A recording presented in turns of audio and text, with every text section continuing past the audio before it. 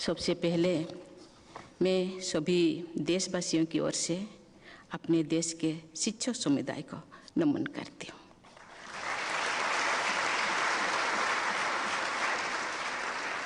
आज पुरस्कार पाने वाले सभी शिक्षकों को मैं हार्दिक बधाई देती हूँ। ये देखकर मुझे प्रसन्नता हुई है कि आज पुरस्कृत 45 शिक्षकगण भारत के कोने कोने से आए हैं।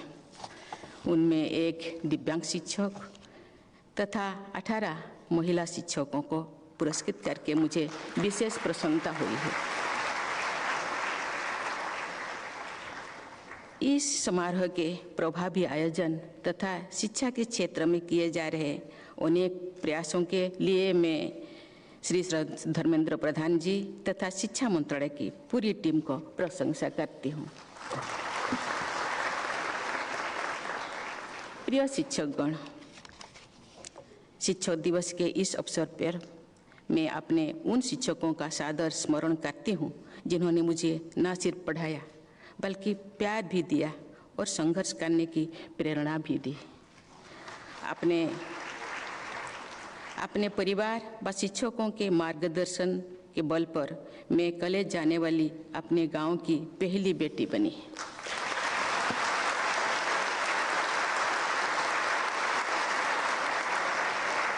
अपनी जीवन यात्रा में मैं जहाँ तक पहुँच सकी हूँ उसके लिए अपने उन शिक्षकों के प्रति मैं सदैव कृतज्ञता का अनुभव करती हूँ। हमारी संस्कृति में शिक्षक पूजनीय माने जाते हैं। मैं भी ये मानती हूँ कि एक निष्ठावान शिक्षकों को अपने जीवन में जिस तरह की सार्थकता का अनुभव होता है उसकी तुलना नहीं की जा सकती है।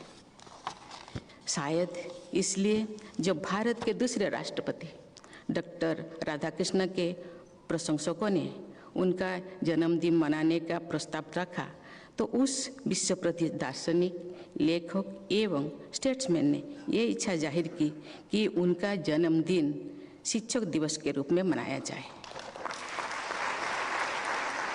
ये शिक्षक भी रह चुके थे और अपने शिक्षक रूप को ही उन्होंने सबसे अधिक महत्व देना चाहा।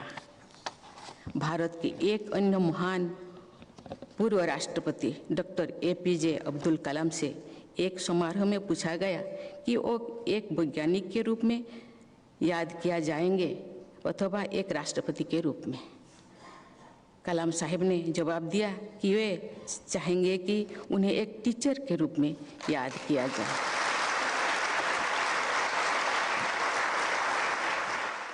विज्ञान और अनुसंधान के प्रति रुचि पैदा करना शिक्षकों की जिम्मेदारी है। मैं एक बार फिर कलाम साहब का उल्लेख करना चाहूँगी। विज्ञान के प्रति उनका रुझान स्कूल में ही मजबूत हो चुका था। उन्होंने कहा है कि उनके एक अध्यापक क्लास के सभी बच्चों को समुद्र के किनारे ले गए और उड़ती हुई चिड़ियों को दिखाकर एरोडायनामिक्स के बारे में रोचक और सरल तरीके से समझाया है। डॉक्टर कलाम लिखते हैं कि उन्होंने स्कूल में ही ये फैसला किया है कि वो बड़े होकर रॉकेट साइंटिस्ट बनेंगे। और ये बात गर्व करने लायक है कि टीचर ने पहले क्लासरूम में ब्लैकबोर्ड पर चिड़ियों की उड़ान के विषय में समझाया था। टीचर के पूछने पर सभी बच्चों ने कहा कि वह समझ गए थे। केवल कलाम साहब ने कहा कि वह नहीं समझे थे।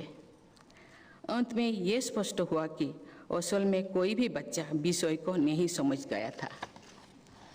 इसलिए जो विद्यार्थी साफ साफ कहते हैं कि वह नहीं समझ पा रहे हैं तो उन्हें कमजोर विद्यार्थी नहीं समझना चाहिए। कलाम साहब के निष्ठावान अध्यापकों ने नए सिरे से पूरी विषय को क्लास के बाहर ले जाकर सिखाया था। कलाम साहब अपनी वक्तव्यों और उल्लेखों में उन अध्यापकों का सादर उल्लेख किया करते थे। अच्छे शिक्षक प्रकृति के मौजूद जीवंत उदाहरण की सहायता से जटिल सिद्धांतों का आसान बनाकर समझा सकते हैं। टीचर्स के बारे में एक लोकप्रिय कथन है,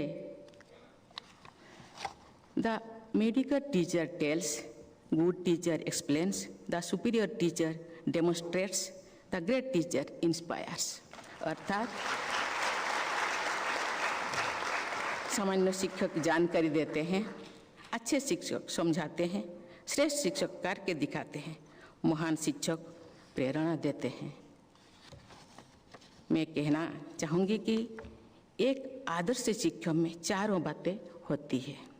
ऐसे आदर्श शिक्षक विद्यार्थियों के जीवन के रचना करके सही अर्थ में राष्ट्र निर्माण करते हैं।